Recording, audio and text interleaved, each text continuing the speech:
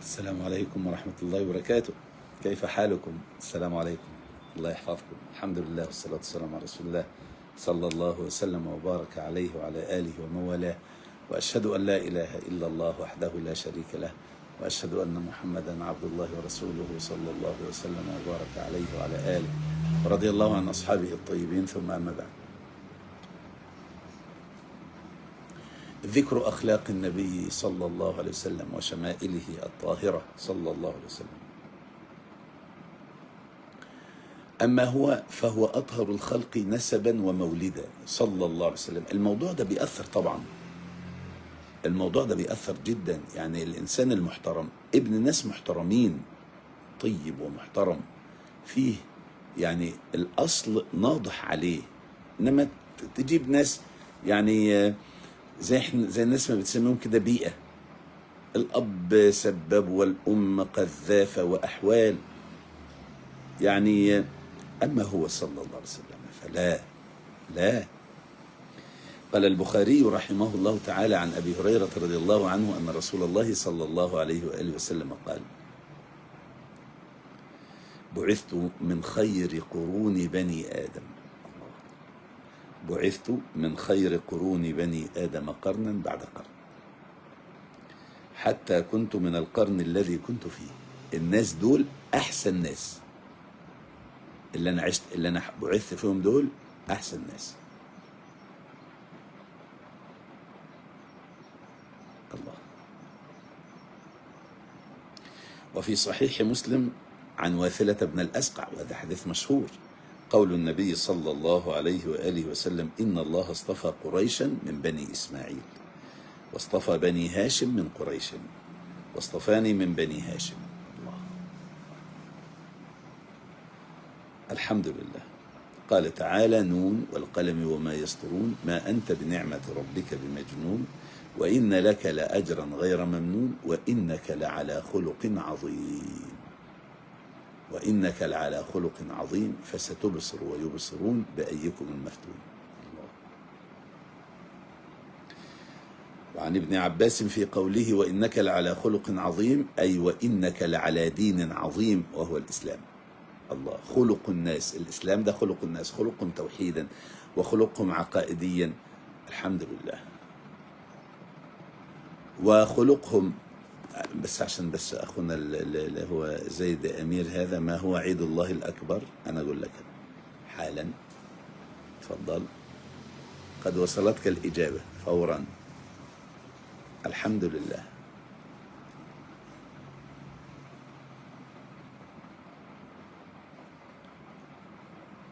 لما سئلت أمنا عائشة رضي الله عنها كيف كان خلق النبي صلى الله عليه وسلم، قالت: كان خلقه القرآن، كان خلقه القرآن، يرضى لرضاه ويسخط لسخطه. اللهم اهد قلوبنا، اللهم اهد قلوبنا.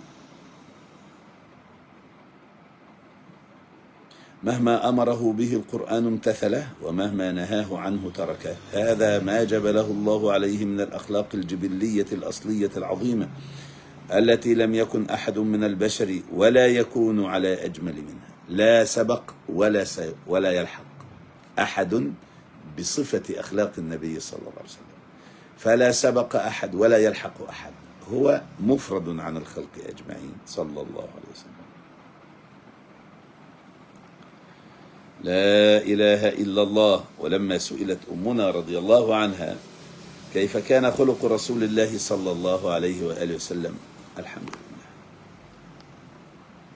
ما يهمكش أنت تشتم أبا بكر، والله يا من تشتم أبا بكر لتقابلنه هناك، أنت ومن جرأك على هذا، ومن علمك أن تسب أبا بكر الصديق. اللهم عليك بمن سب الصحابة.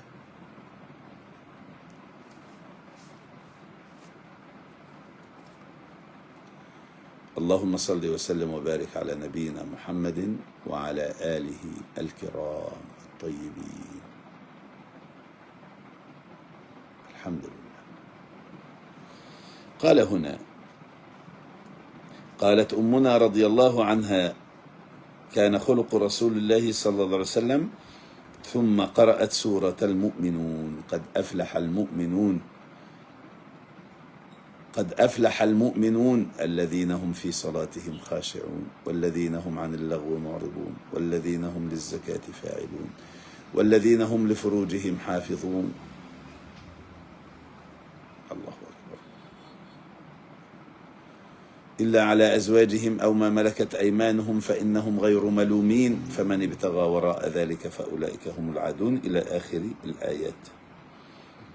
وروى البخاري عن عبد الله بن الزبير في قوله تعالى: خذ العفو وأمر بالعرف وأعرض عن الجاهلين، قال: أمر رسول الله صلى الله عليه وآله وسلم. الحمد لله. قال: أمر أن يأخذ العفو من أخلاق الناس. نعم.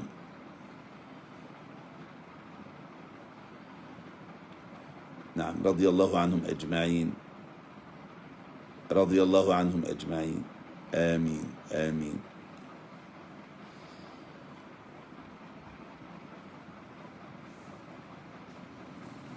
وقد تقدم من حديث أنس وحديث البراء رضي الله عنهما قال: كان رسول الله صلى الله عليه وسلم أحسن الناس.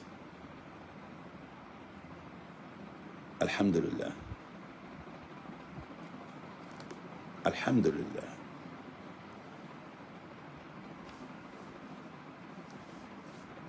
أحسن الناس وجها،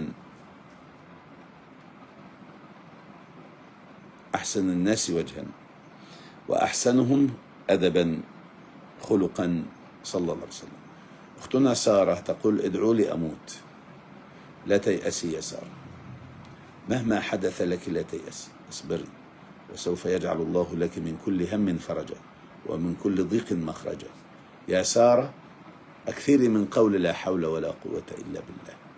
يا سارة أكثري من قول لا إله إلا الله، الله ربي لا أشرك به شيئا.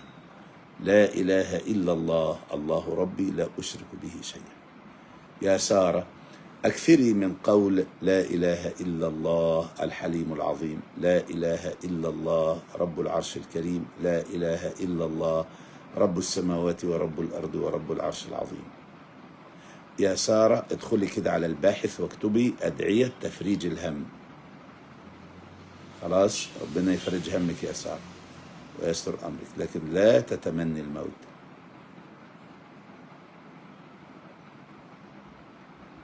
الحمد لله. نفور النساء منك هذا خير لك، الله عز وجل يرزقك بامرأة صالحة طيبة ترضى بك، والحمد لله، ترضى بك ويرضيك الله بها. آمين، احمد الله. لكن أرجو من سارة ومن هذا الشاكي أن يكونا عابدين لله رب العالمين، أن يكونا عابدين لله رب العالمين عبادة. أسأل الله تبارك وتعالى أن يجعلنا وإياكم من عباده الصالحين.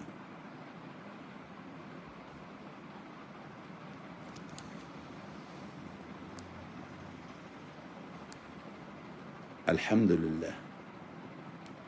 أسأل الله أن يهدي عيالنا وعيالكم. آمين آمين آمين.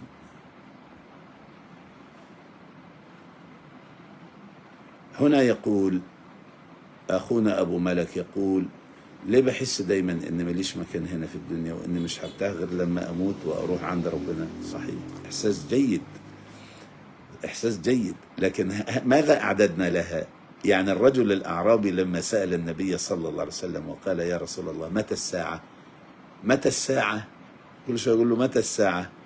قال: ويحك إن الساعة آتية، يعني لا ريب فيها، لكن ماذا أعددت لها؟ هو ده الكلام، ماذا أعددت لها؟ لن يرتاح هناك إلا اللي أعد لها هنا.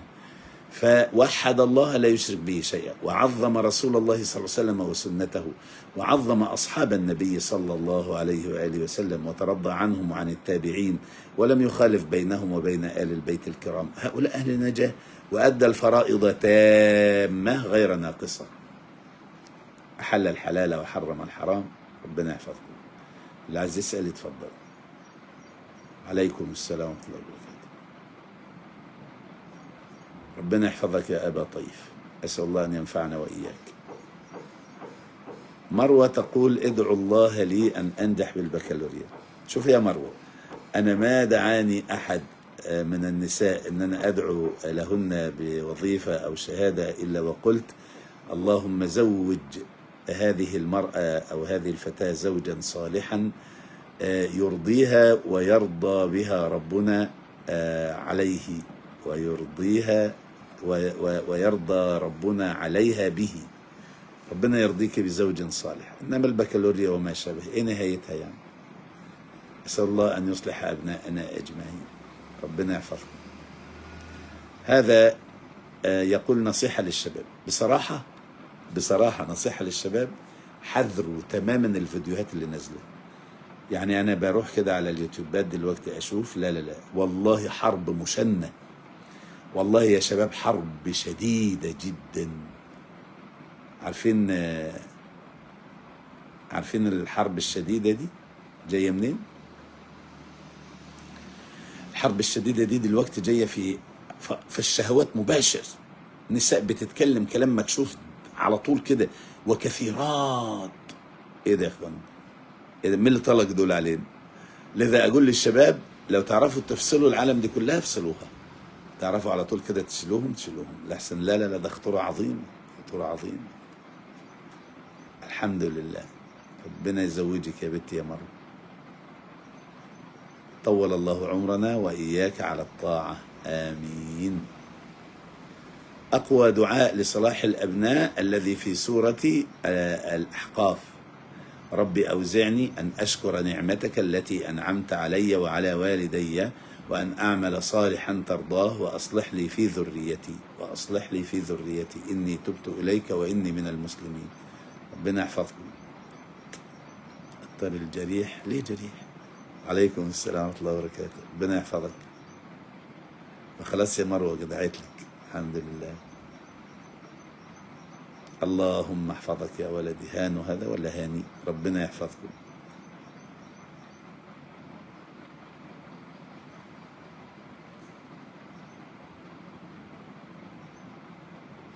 أسأل الله تبارك وتعالى أن يبارك في أولادك أو أولادك، وأن يبارك في ابنتكم، وأن يجعلها زوجة صالحة لرجل صالح، آمين. هذا يقول عندي وساوس وأنسى عدد الركعات. على كل هذا الأمر يجب أن الإنسان بإذن الله تبارك وتعالى إذا جاءه الوسواس في الصلاة يدفل عن يساره 3 ويستعيذ بالله من الشيطان الرجيم. يفعل هكذا وثم يقول أعوذ بالله من الشيطان الرجيم. يخنس الخبيث، نعوذ بالله منه. ربنا يحفظكم. ولا تعيد الفاتحة أبدا أبدا.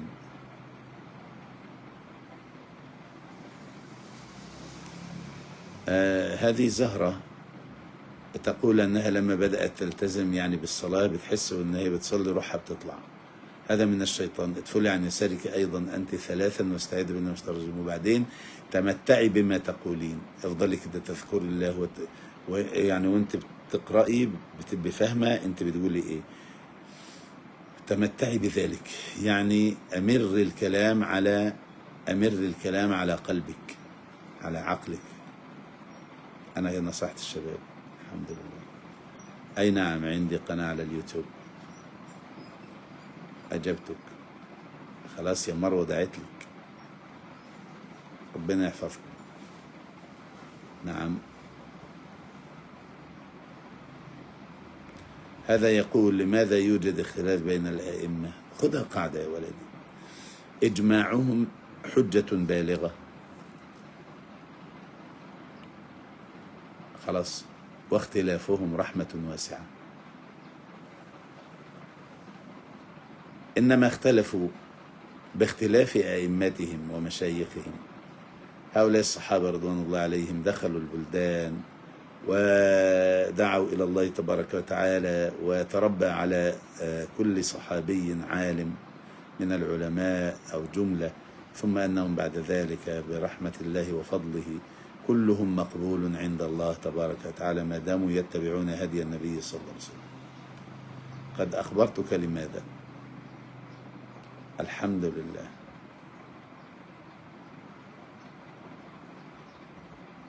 والله أنا لا أدري ما معنى هذا السؤال. حلمت إيش؟ على كل إن أنا مالي في الأحلام. أخبرتكم. اللهم اشف عادل يا رب العالمين، ويسر أمر زهرة واجعلها أو زهرة واجعلها من عبادك الصالحين. الحمد لله. الحمد لله. الحمد لله.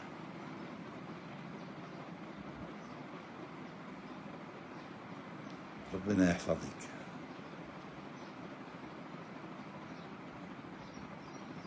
أي نعم، أدعو لك دوما بالزوج الصالح خير من النجاح.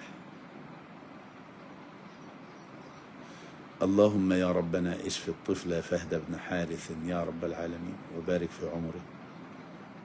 آمين آمين آمين آمين. الحمد لله رب العالمين. قد أخبرتكم بارك الله لكم. لا إله إلا الله. الحمد لله.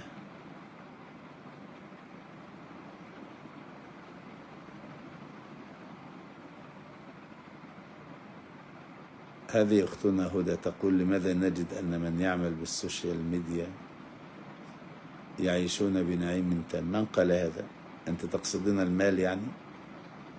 أولا أقل خلق الله يأخذون مالا ولعلهم لا يأخذون ولعلهم يوقفون هم أهل العلم. هذه واحدة. الثانية اللاعبون والمغنون والراقصون يأخذون مالا كثيرا، نعم، لا يبارك لهم فيه. الحمد لله. أم زياد تريد أن تطلع معي جست. أنا لا أدري ما معنى هذا، لا أدري. إذا أردت شيئا اكتبي على هنا أو اكتبي على الخاص. الحمد لله. الحمد لله.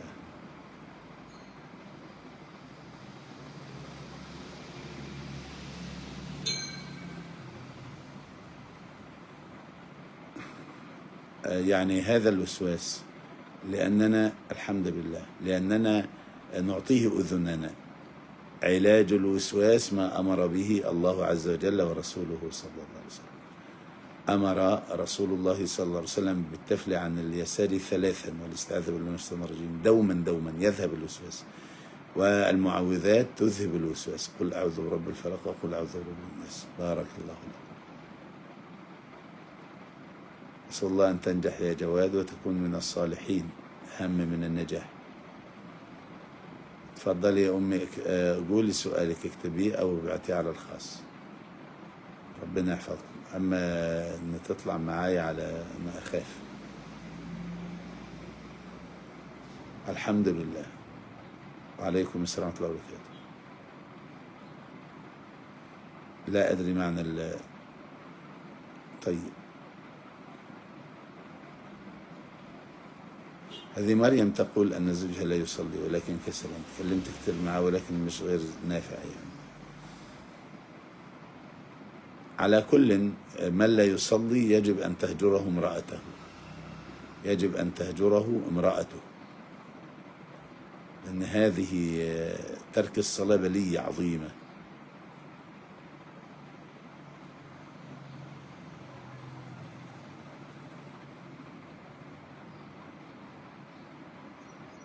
والله ما أدري إيش أنت كاتبه، لكن على اكتبي السؤال وأنا أجيبه.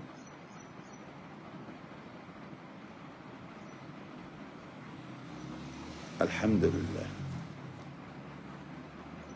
أي واحد يدعو إلى الطائفية وإلى مذهبه يعني أبعده الله عنا.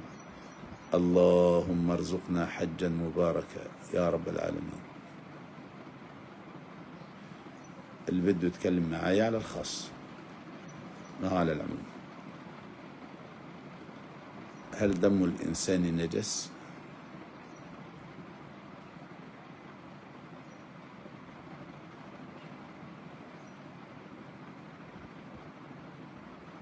اللهم يا ربنا اهد نساء الأمة أجمعين.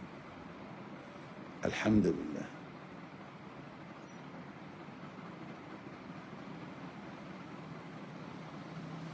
هذا حبيبي يسأل يقول إنه رايح 4 أشهر يدرس. لا تقصر، أتم الصلاة إن شاء الله.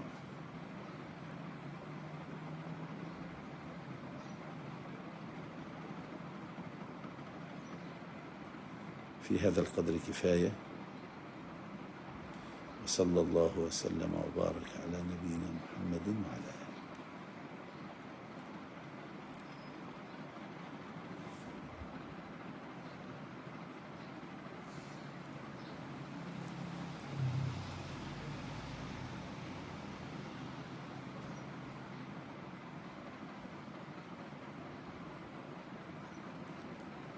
لا إله إلا الله.